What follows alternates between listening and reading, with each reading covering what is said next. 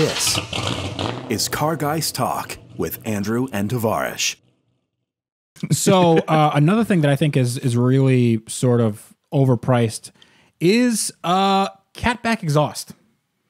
So Catback exhaust, if you look at a lot of these cars, especially exotic cars, exhausts are 10, 12 grand. Yeah, it's a lot of money. Like an exhaust for a Lamborghini Gallardo, or let's say like a Murcielago or a Aventador, you're spending 5 figures on an exhaust, on some pipe that is literally pipe that they just, obviously but it goes on a car that's really expensive. Yes, So that would be the pinnacle of overpriced, because the same amount of material that they use for a Ford Focus ST. It's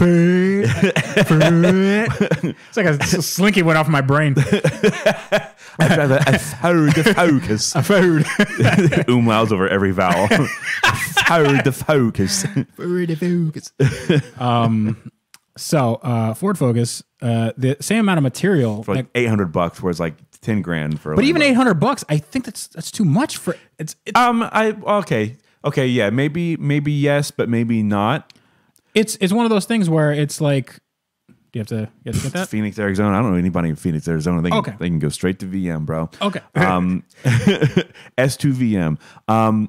So the thing with the exhaust is that I feel like a lot of companies, they still put a lot into R&D. Of course, yeah. No, I totally get that, but what I don't like is that when they do, this has 30 horsepower gain or something, and the Catback exhaust, that system, it's already meant to not restrict flow, but it's already meant to have a decent amount of flow. Obviously, when you add power to a car, and you're kind of, you have to have more flow. But for the stock engine, you're not. It's going to be really hard to find a super restrictive exhaust. The thing that restricts it is usually the secondary cats, or even the primary cats. So you just get those bad boys cut out like a cancer, put in pipe sections, get those bad boys welded in, and you're good to go. So you shouldn't do that. What you can do, you should do that. No, you shouldn't do that, because like we live in the Wild West on the East, and that like we don't need any of that. But for people that do have state inspections, that could, and first of all, they're not going to enforce it, but you could get into trouble. Like if you go to California and you take your cats out, that's going to be they'll impound your car. They'll like put you in the chair for that. No, they don't do the death penalty over there anymore, do they? I don't know. It's too cruel. They just leave you out in the street for a while and let nature take its course.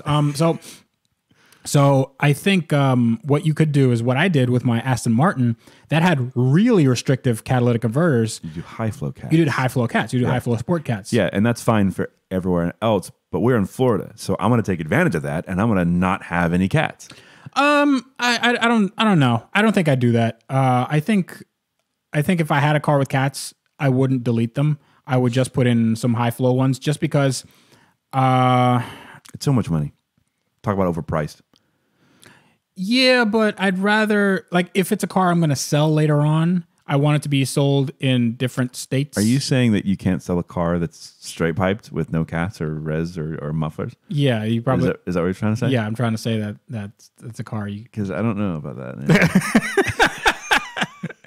Is that a problem you've had in the past? Is that a... Watch the episode of Art of the Flip coming soon to the YouTube channel near you to find out. Yeah. Spoiler alert, yes, that is a problem. So I think having some cats there would be fine. The cats are expensive. Expensive. But they have a lot of like rare earth metal. Yeah. So palladium, platinum, all that stuff. Yeah, so that's fine. You understand why that's expensive. But I think the exhaust, it's literally just tube. And sometimes it's, aluminized steel, sometimes it's stainless steel. With anything that's made of metal, like fab work takes time. Right, but fab work takes time in that they have jigs for everything. They don't have. It's not like they're trying to make everything one off. Well, yeah, but sure. But even with a jig, fab work takes time. Right, but not $10,000 worth. And we're back to the Lambro stuff. Okay. Well, yeah, I mean that's the most money that you can spend on something like this. I think it just boils down to this guy could afford a $450,000 car. He can afford $12,000 for some pipe. Sure. I guess.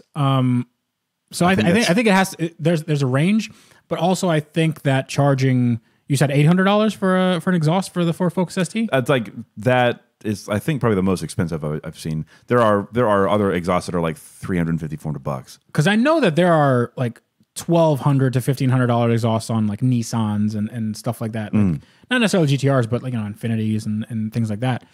And I think it's too much. Oh, for yeah. That. Well, you know, after having worked at Enjuku for a long time, or not a long time, but for an amount of time, I can kind of see like there are companies that charge more just because they have the brand. It's just the brand. You're paying for the brand.